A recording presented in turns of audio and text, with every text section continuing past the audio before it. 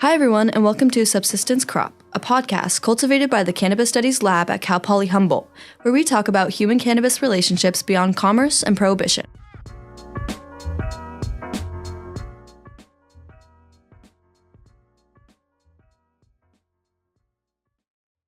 So today on Subsistence Crop, the podcast of the Cannabis Studies program at Cal Poly Humboldt, I am super excited to have Dr. Whitney Ogle, my co-director for the Humboldt Institute for Interdisciplinary Marijuana Research. Hey, Whitney. Hi. And we've got Kaiden Luke also on the mic, and we will be asking her questions. And hopefully she'll also be telling us a little bit about the class she's been in the process of designing and offering here around cannabis and exercise and sport. Yes. So let's take it away. Maybe starting off with that, like where are you at in that process, Whitney, and when can we expect to see it in the catalog? Hopefully as soon as possible. But I'm a professor in kinesiology at Cal Poly Humboldt, and my area of research is how people use cannabis with sport and exercise. And so I'm building a research team right now of people who are interested in that kind of work. But I've had the opportunity to speak at conferences in exercise science conferences and built my community of exercise science researchers. And so we're all looking at different things. And so I love compiling all the information and being able to make it understandable and meaningful to more people than just fellow academics. So I'm really excited to teach a class where we get to talk about cannabis and exercise, how it relates to sport policy as well. And I think that's where our kind of worlds overlap, is how cannabis relates to policy. Because it's one thing to know information about how cannabis impacts performance, but if we know the information, then we can start to change sport policy around how we regulate cannabis use in athletes. And a lot of that is actually it's interesting because a lot of sports already have kind of an informal set of practices and positions with relationship to cannabis consumption. And so actually, I was kind of hoping maybe we could talk about like the relationship between mixed martial arts and cannabis consumption. So we have actually one of our students who is an MMA performer, and Luke, I think you might have a question for Whitney. Yeah. So I consider myself a mixed martial artist, and I mainly am focused on jiu-jitsu at the moment. It's the one I can see myself having the most longevity in, and competing in throughout my entire life. I started jiu-jitsu about a year and a half ago. I was already consuming cannabis before then. I'm a medical patient. And jiu-jitsu, I actually didn't know beforehand, but jiu-jitsu, the community, is very intertwined with the cannabis community. And I'd say that most people that I train with consume cannabis in some form. Some of them consume cannabis while they are training jiu-jitsu. Not everyone. I've gotten mixed opinions on how it affects you while you were actually doing jiu-jitsu, but I think that everybody agrees it's very good for the recovery and very good for the sleep. Yeah. I know I think that there's a certain level of the Joe Rogan experience, because Joe Rogan was the first person who was like in mixed martial arts kind of world that was talking about pairing cannabis with training. And then there's all these other, it's like Joey Diaz. No, there's some other, yeah. There's like other MMA guys that are like, oh yeah, we always, like to roll high. And then there's a whole event. Have you heard of the High Rollers event? I have. In Vegas? Yeah. Yeah. And so like there's this event where people, like the purpose is for everyone to get super high for a jiu-jitsu competition. Yeah. And so there's this really interesting overlap where I don't think no one that I'm aware of has actually studied specifically MMA or jiu-jitsu and how cannabis affects performance in that. I think that just based on a lot of the research in exercise science in general, there tends to be a lot more research on running and cycling that you can do easily in a lab. Like most of that equipment is already in every single exercise physiology lab. And so, but I think that there's this really interesting overlap between the two that no one has looked at yet other than just having these anecdotal conversations. Right. And so we were talking about Dupree Stewart, and he's been on my podcast Exploring Cannabis and Exercise twice now, where he first started out talking about how he uses cannabis with training for, he'll use it, he would have used it before training to, like, he said he was like more creative and had like better ideas and like having more fun with it, or to help with pain management before he was able to get into the gym. And then to use it to help with sleep and also to help with eating because he grew up as a wrestler. And so because you have to weight cut, that you just shut off that part of your brain that tells you I'm hungry. And so he used it for all these different reasons that are super interesting. And then he was on my podcast recently and said that he actually stopped smoking weed because he realized it was impacting his training. And then he ended up really getting massive gains from that. And he realized that he can really tell now when people are like, when he's, you call it rolling, right? When you're rolling with people. Yeah. On the mat, that he's like, I can tell when people are high and like, they're actually, I thought that I was like more creative and like, people couldn't predict my movements, but he's like, I can see it so quickly. Like they think that they're being sneaky, but they're not. And actually I was like being sloppy. And so, so I think it's really interesting to have, to be able to do a study where you're looking at different parts of jiu-jitsu performance and how does cannabis actually impact that? And if it does impact that, does that matter to you?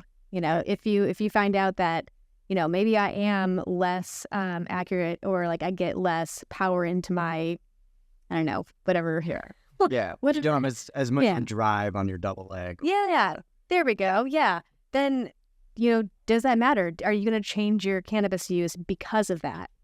I think that personally, I agree. Cannabis does actually inhibit your performance while you're training. I think that I do feel slower and I do feel less accurate, less quick. But I don't necessarily think that's a bad thing. Right. I think that it's almost like training with a weight vest on. Ooh, I like that. Yeah. And you're like training like in a pool of Jello. Feels sluggish, but when you were then training when you're not stoned, you feel like a superpower. Yeah, you feel quick. You can tell the difference. Yeah. And I personally do like to consume cannabis before I train. But the level of the dose changes quite often. Interesting. So have you figured out different strains that work better for you too? I have not. Yeah. That's the fun part, because Yeah. I've started figuring that out with running, where there's certain strains where I realize where, like, I'm walking again. How long have I been walking? I thought I was on a run. And then other strains where I am like, dang, I want to run up this hill and this is awesome. And I just feel so strong with it. And so there's so many different variables about cannabis and exercise that it's like, what variable do we talk about with jiu-jitsu? Like, what are we looking at with performance? How do we actually gauge whether cannabis has affected your performance or not? And then from there, now what do we look at? Do we look at CBD versus THC? Do we look at THC, different terpene profiles? Do we look at percent of THC? There's all these different factors that can go into how does cannabis actually affect people's performance. Right. Yeah. I think something I'm really interested in is cannabis helping CTE and brain damage from contact sports. And I wanted to know if that's something we might go into for the class next, your upcoming. Yeah, that's definitely something we talk about in the class. I haven't done any research on that personally, but there was a woman on my podcast named Anna Simons, and her Instagram handle. Rugby. Yeah, rugby. She's a former rugby player, and she's already committed to donate her brain after she dies to do research because she's had a lot of concussions. And so I think it's definitely something that I think is important that we need to talk about in the science world.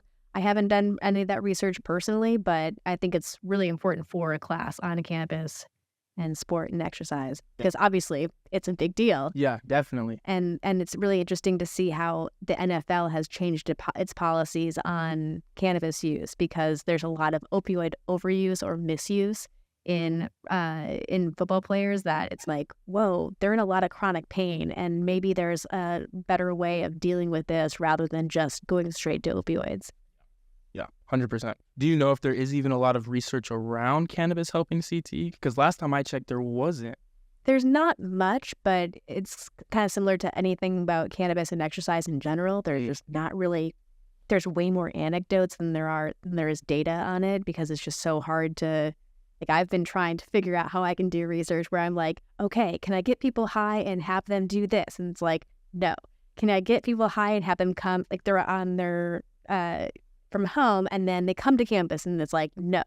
So I'm still trying to figure out what those like little loopholes are about how I can get, how I can medicate people and do research on them. And so because of these barriers to be able to do research, there's way less research than the anecdotes suggest. But definitely worthwhile to look into. Yeah. I'm really interested in how you got into kinesiology work. And have you always seen cannabis attached to kinesiology, or is that something that came soon? Oh, this is a great question. Yeah. So I'm from the Midwest originally, and from a very conservative area. So cannabis was super duper not okay where I grew up. And then when I went to college, and I was a former athlete, I was a swimmer, and so I had swum for years, and I think I started dating a rock climber in college and would smoke weed with him and go rock climbing. I think that's where it all kind of started. And then I would hear little things here and there. I had friends when I was in physical therapy school where we'd talk about weed and, I wonder if there's anything about this. And so I'd have some of those little conversations over the years of all of my years of higher education and as a student. And I was in graduate school in Indiana where, again, super duper not legal, but, we'd always have these little questions like, oh, one day, do you think we should do research on this? When we're in the lab, oh, wouldn't it be cool if we could do this where someone's high? And so when I saw the job opening at Cal Poly Humboldt, Humboldt State at the time, I was like, Humboldt and weed. I've always associated with things, and so I wonder if I can do that weed research that I've been wanting to do and have been talking to my colleagues for years about and have experienced myself with pairing it with running and climbing over the years that, I want to do the stuff that I've been thinking about, that I know people are talking about, I know people are interested in it, but no one's actually done the research in, decades.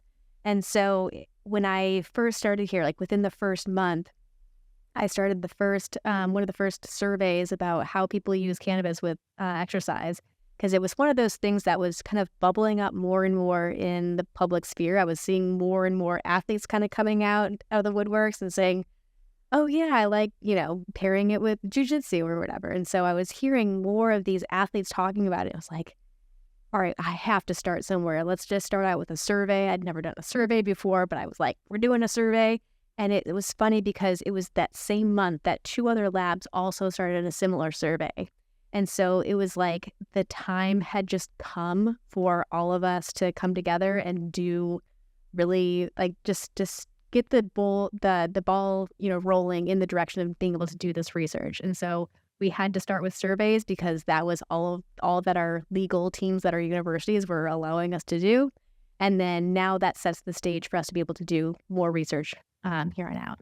Although I think that you're resuming, I think, a research agenda that got dropped in the 70s. I was hoping maybe you could talk to them about that. Yeah, totally. So yeah, it was when I was first starting to do that study, I was looking back at, all right, what does the research actually say about cannabis and exercise performance? And so there were some studies from the late 60s, early 70s where they actually had people get high.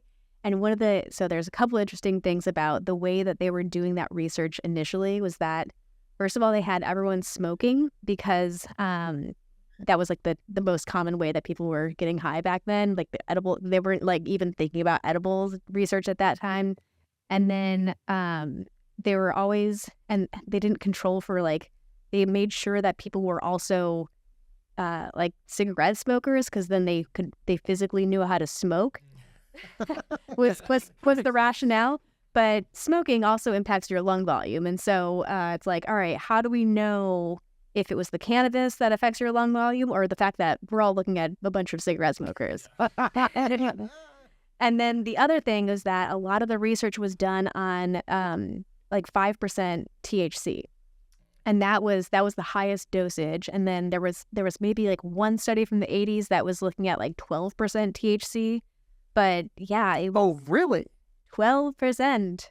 Really? Maybe. I think that's that, if I remember correctly. Yeah, it was like that was the high dose. It was like high dose 12% and low dose was 5%. Did they say the strains they were giving these people? No. Oh, Right? But also, like in general, like the discourse that the moral panic that's being raised about how high THC percentages are these days always repeats the same folktale. Weed was only 5% until like 10 years ago. Oh my God. Right?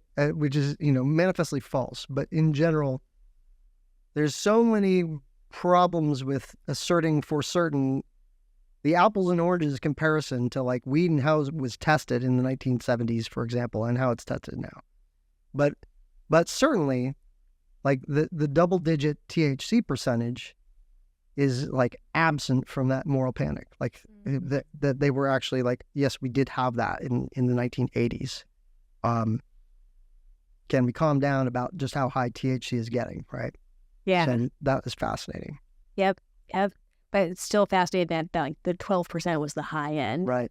And not to say that like, like I think that I've experienced some like 16% THC of number 26, Canada Country 26, that just like wrecks me.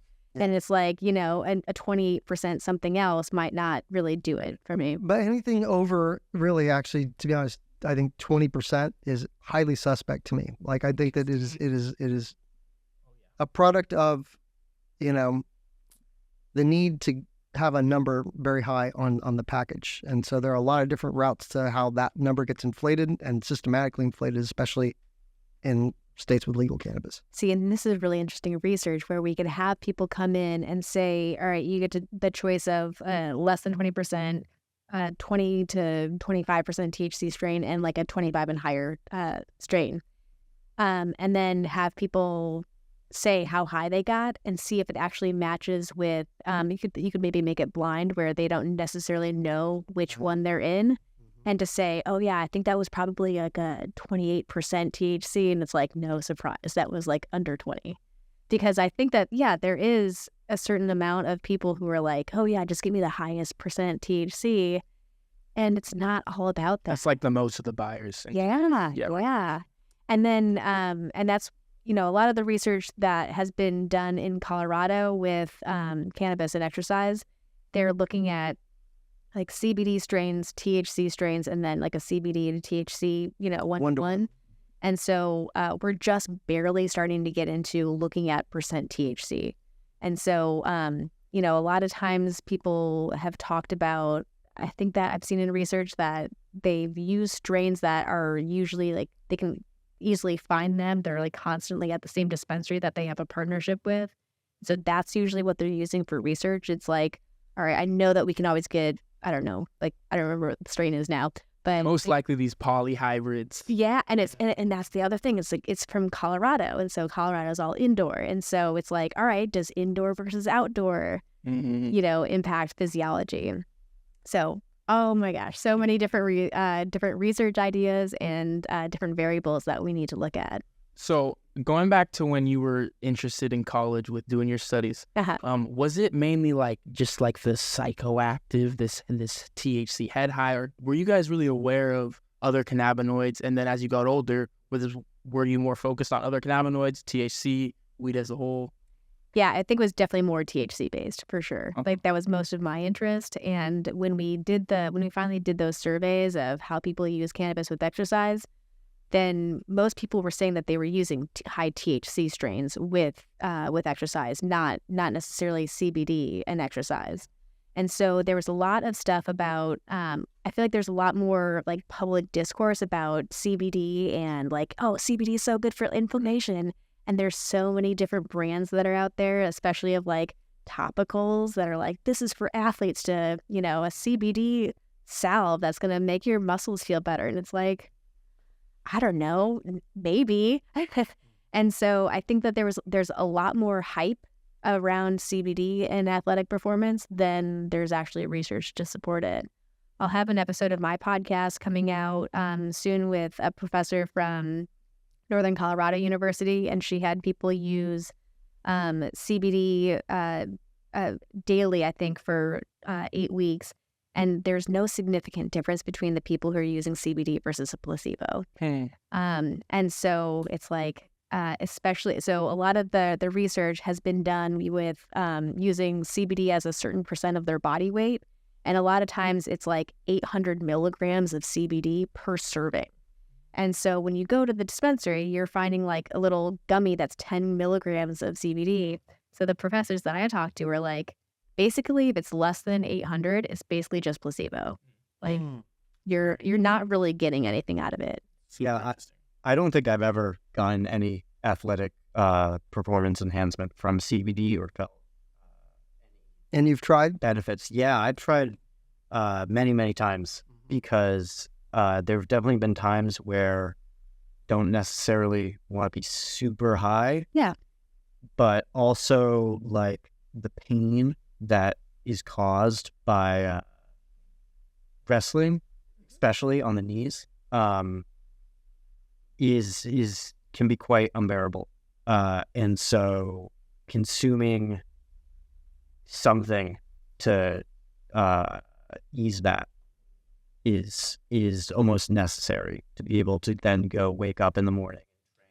And so you're finding more of that relief from THC rather than CBD? Yeah. I really try to stay away from like Advil and Tylenol and stuff like that. And so for a while I was trying to use like a 1-to-1 or a CBD, but I find the only relief is from a THC. But Yeah, and that's the other interesting thing too. When you go to a dispensary and they're like, "Oh yeah, CBN, THC, like all these other cannabinoids that are like, oh yeah, there's so much stuff about how CBN is good for sleep." It's like I've never seen that research. Where's the research for that? Where's the research for all these minor cannabinoids? That's what I want to. Right. And it's like, maybe it's real, like anecdotes, maybe like where there's smoke, there's fire. Sure. But if I haven't seen the research on it, it's really hard for me to take people seriously. I know that there's great bud tenders who like really care and are really doing a good job of trying to understand the products that they're selling. Well, but it's so frustrating to say like, oh yeah, there's so much stuff out there about CBN and sleep, and it's like there's just. I wonder if there might be some interesting, work to do around landrace genetics from, the parts of the world where the plant evolved. Because to the extent that there were selection pressures, they were selecting for, medicinal properties. The drug properties and medicinal properties overlap, right? But like, as I understand it, like Afghani is like in its natural state more kind of a 1-to-1, a balanced. Kate's nodding, so I feel more confident. And it's like, well, if they selected for medicinal effects and were looking for what was most broadly therapeutic, then maybe do we have something to learn from that? That'd be awesome to find out. Yeah. Because a lot of the research, just talking about sleep in particular, a lot of it has been done with like Epidiolex or, just the synthetic, cannabinoid, the medicinal cannabinoids rather than plant cannabis. Isn't Epidiolex actually a botanical medicine, not a synthetic? I'm not sure. It's from GW. GW. At it. Yeah. Yeah. I think it's actually a whole plant extract, Okay. balanced extract, Good. Cool. which is also like actually kind of, that's quite intentional as well. And maybe related to what I said earlier. But at this point, like, man, I cannot remember when I began to learn some of this stuff. So that would be really interesting in the research, though, to connect over to linear-race genetics and long-term evolutionary selection. Like, it would make sense. It's a Totally. hypothesis, I guess. Yeah, absolutely.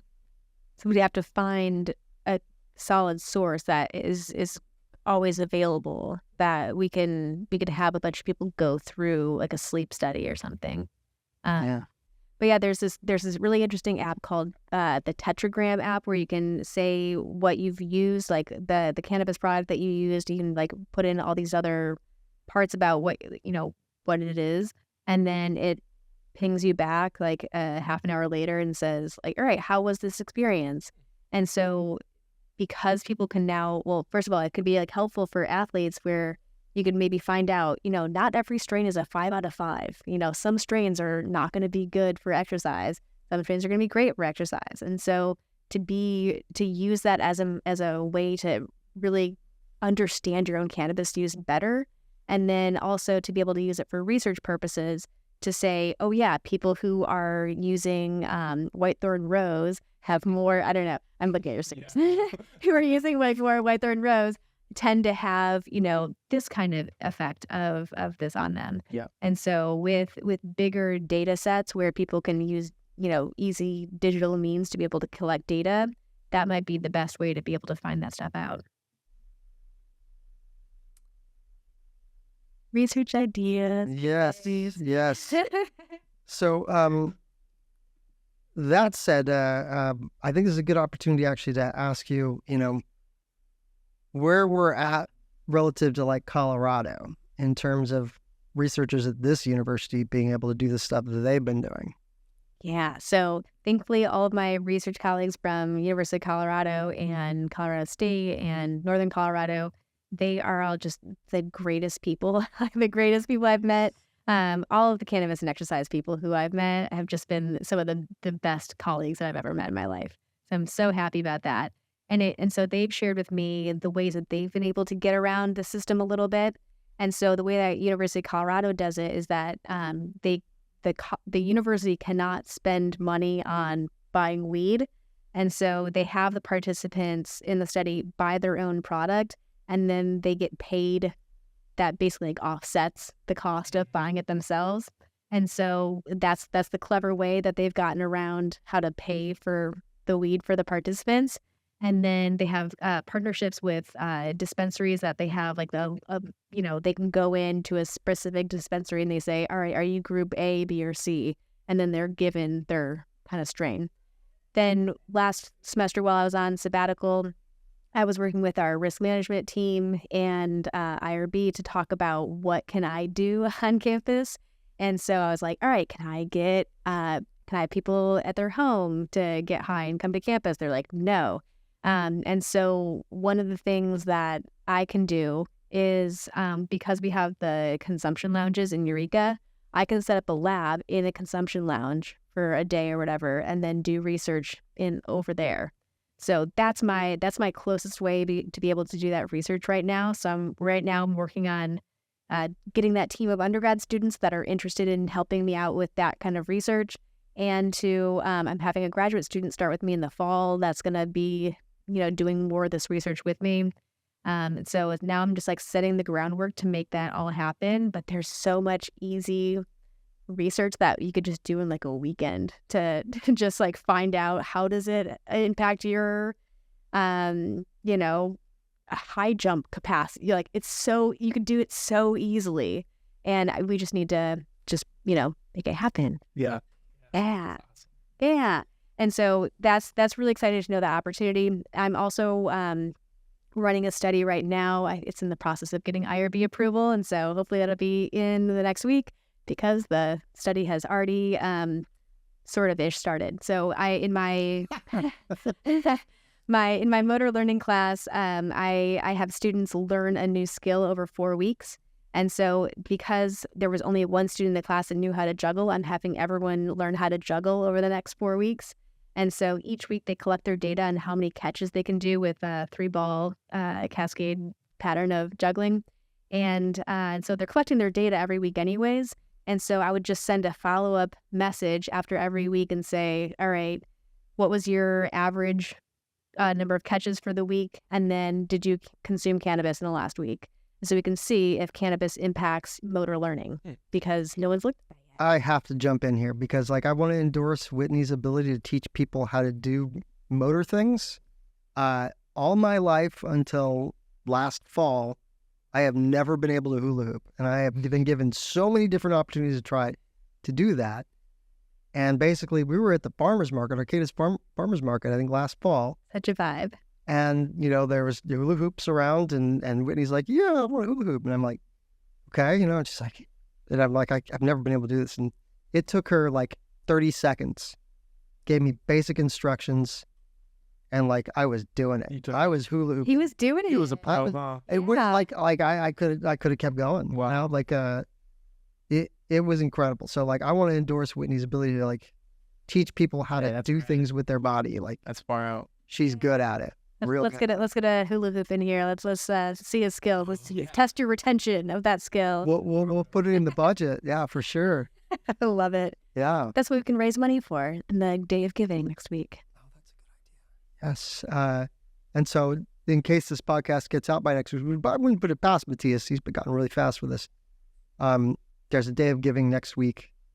And I guess donations get like matched on that day. Up to $150,000, and there's like 5 pages of groups that are asking for money. Right. So they're saying like try to get people to donate on the day on Wednesday, April 3rd, I think. And 3rd. So to have a bunch of people donate early on in that day, and so then we can get more of a match. And that's for the Humboldt Institute for Interdisciplinary Marijuana Research that Whitney and I are co-directors of. And we've been using those funds actually to pay for student assistants here in the lab. And Whitney's going to be using them for her student assistants. So it directly helps us. Yeah. It was able to offset funds to be able to get a student out to a conference to present our research at a conference last semester where we were talking about cannabis use in autistic community to help unmask and like see stimming as a good thing, and like let's just normalize stimming behaviors in the autistic community. So he was saying that the student is autistic himself, and so he was like, cannabis helps me unmask and allows me to just stim, and like that, let's just have that be okay. And the student of mine was really good at making memes. And so he presented at this cannabis conference a series of memes that got our point across. So it's just like this very cool. I bet the crowd loved it. Oh, the crowd loved it. The crowd loved it. And I was nervous because there was all these people that I really respected in the room who do this like really badass research. And I was like, oh God, Angela Bryan's in the room. Chris Bell is in the room. Laura Stewart's in the room. Like, oh my gosh, okay, all these people I really respect for their really hardcore research that they do. And I'm like showing memes. And they loved it. And they were like, yes, we need to have more of this at conferences. Well, so, yeah. Do you think you can incorporate that in like the class? Absolutely. Absolutely. Yeah. And then one of the things that kind of came up with that student's presentation, and something that I think about a lot, is what holds people back from exercising. And like exercise is good for all bodies. All bodies benefit from movement. And so what gets in the way of people wanting to participate in exercise? And like you pointed to your brain, like it's your mind. And so, it's mental health and like anxiety. And when you go to a gym and it's overwhelming and there's the people at the gym who know what they're doing and are kind of intimidating. And so why would I want to go to a gym? And so, especially with certain groups of people, I think a lot about the trans community and non-binary community, like exercise spaces have not been safe spaces for a lot of them.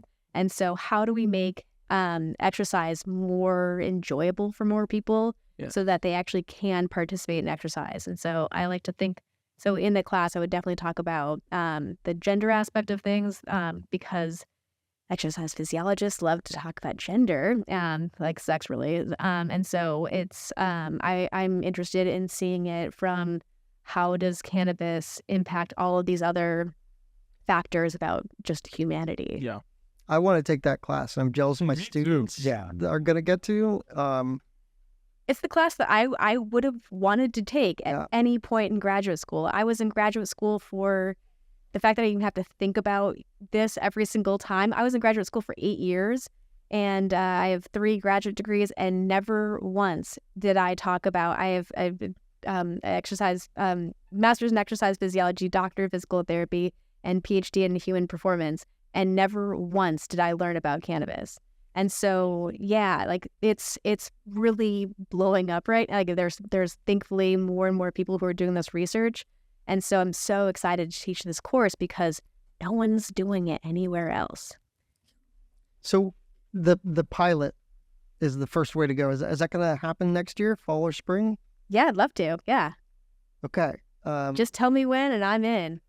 Well, let's talk about that sooner rather than later. Right now, I think it would need to be spring. Yeah. Because of all the stuff for the fall. Because it's already really set out of the process. But let's get on that. Yeah. Okay.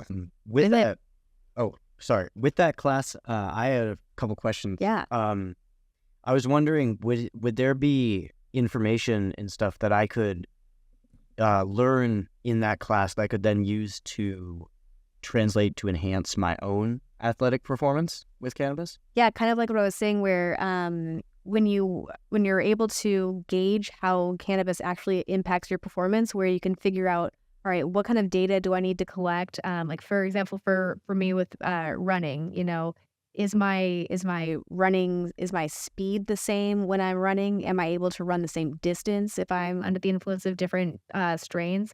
And so you can figure out, okay, yeah, this strain actually does enhance my running speed or my running distance, but this other strain over here makes my running speed lower, and I also end up walking a lot. And so then that can help you figure out, like fine tune those little things where you can figure out exactly what is the best combination for you. Yeah. Do you think you could ever see cannabis being like such a physical enhancer that it's like then like looked at as like a steroid? Probably not.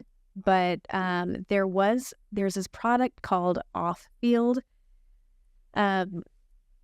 It's a drink, and I had one of the founders on my podcast to talk about why he started it, and the subtitle of their drink is Movement Made Happy. They also have edibles, and one of the things that is tricky about any of these topicals or edibles where they have other things in them. So how do you know what actually helped you? Was it the cannabis, or was it all the other? Was it the L-theanine and the caffeine?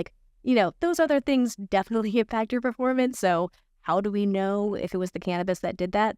But that was the only cannabis product that I've used in the last year that I'm like, I wanted to go. Right. I wanted to run hard. And because I had to stop using a clock when I was exercising. Like everything turned into data collection. I needed to just enjoy running.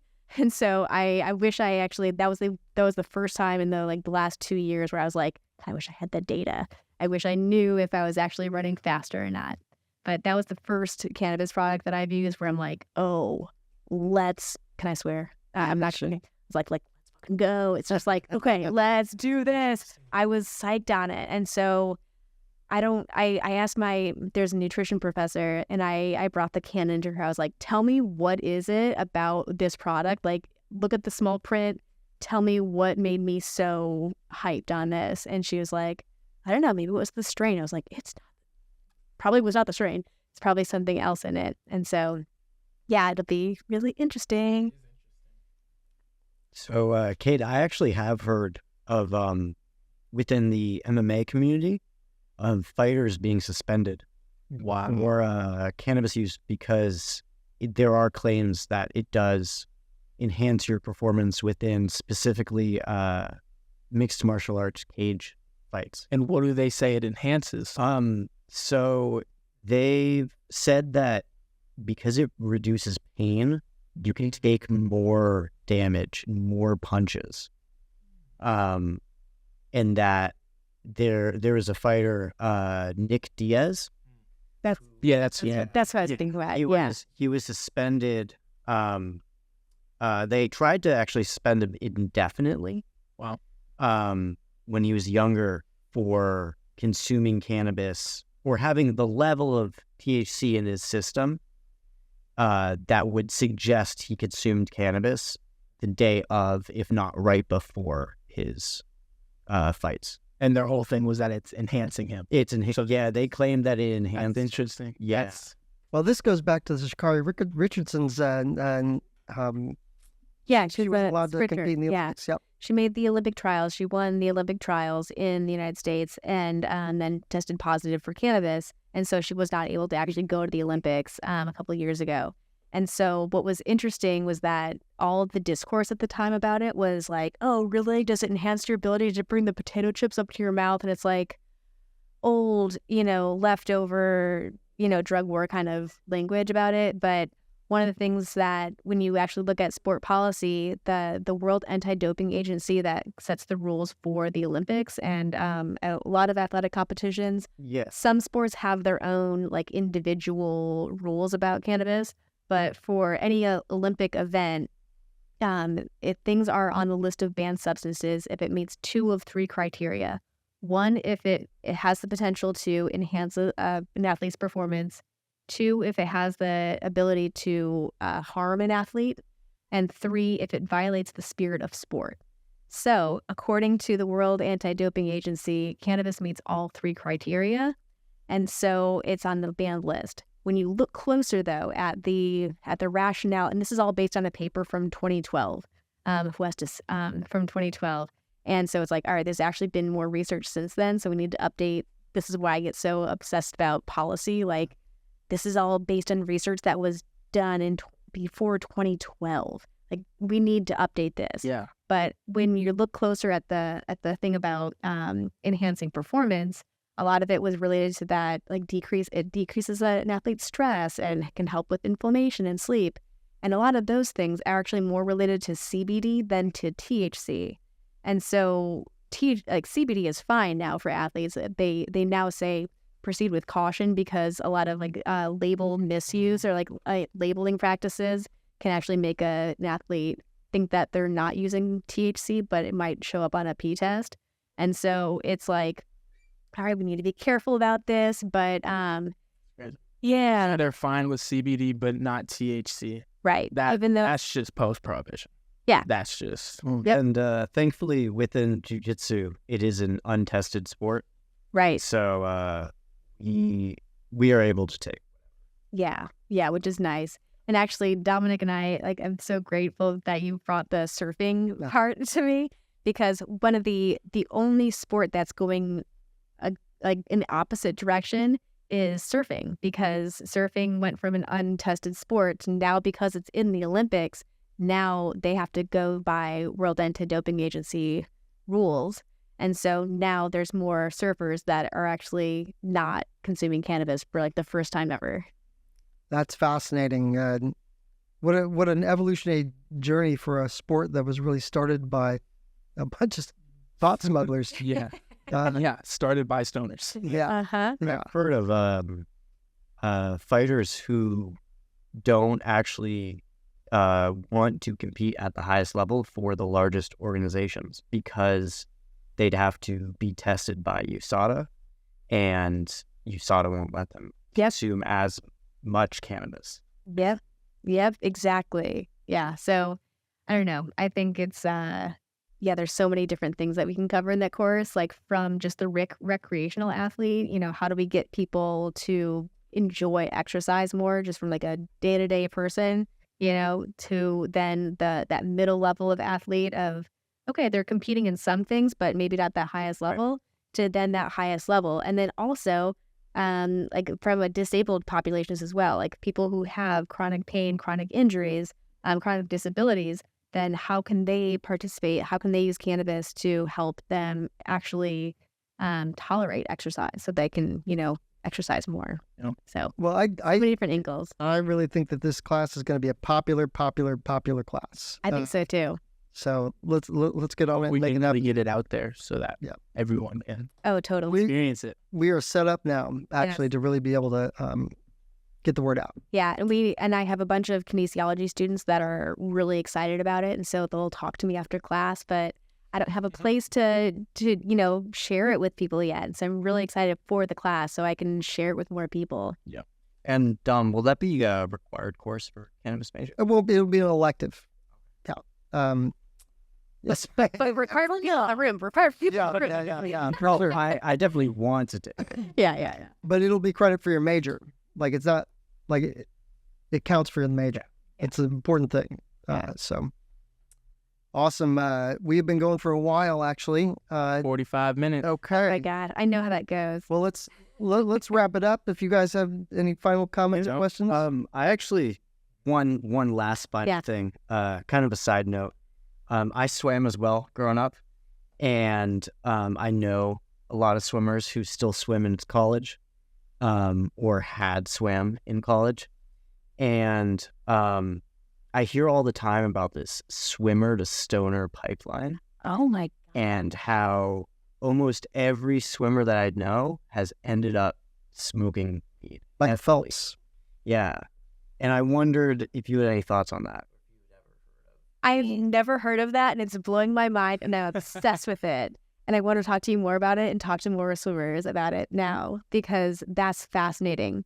So kind of, sort of ish related. When I was in undergrad, one of the tests that you do in exercise physiology is you're looking at your lung volumes. Right. So one is called your inspiratory reserve capacity. So like how much can you take in oxygen, like when you take a really deep breath.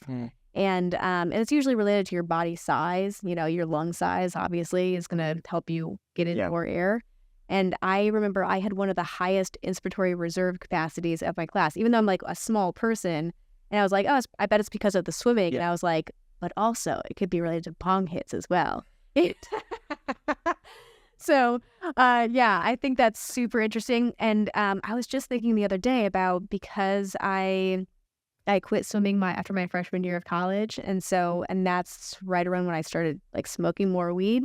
And so I actually have not really paired cannabis with swimming. It was just something that I just didn't do. And so I'm really actually excited to try swimming and like getting stoned and then swimming, because it's something I've never done, but I pair it with all the other exercise I do. That's awesome. What a great final question. It's time for us to wrap it up, though. But thank you so much, Whitney, for joining us today.